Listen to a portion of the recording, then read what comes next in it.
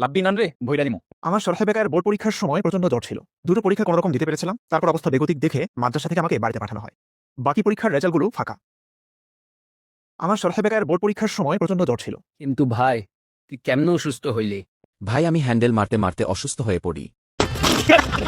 Handle মানে কি আবার? হ্যান্ডেল মানে হলো হস্তমৈথুন। ছি, তুই কেমন করে হস্তমৈথুন করছস যে এরকম অসুস্থ হয়ে গেলি? সেই লেভেলের হ্যান্ডেল মারছি তাই তো অসুস্থ হয়ে পড়ি।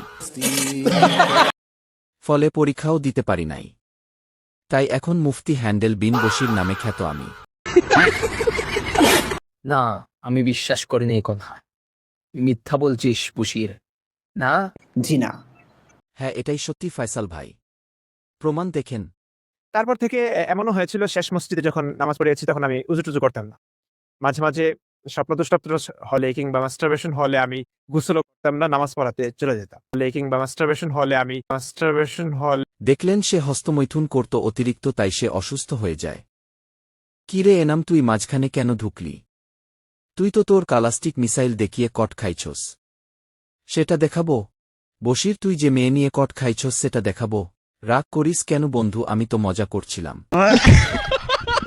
এনাম তুই তো আমারে সত্যি সত্যি ভৈরা দিছস।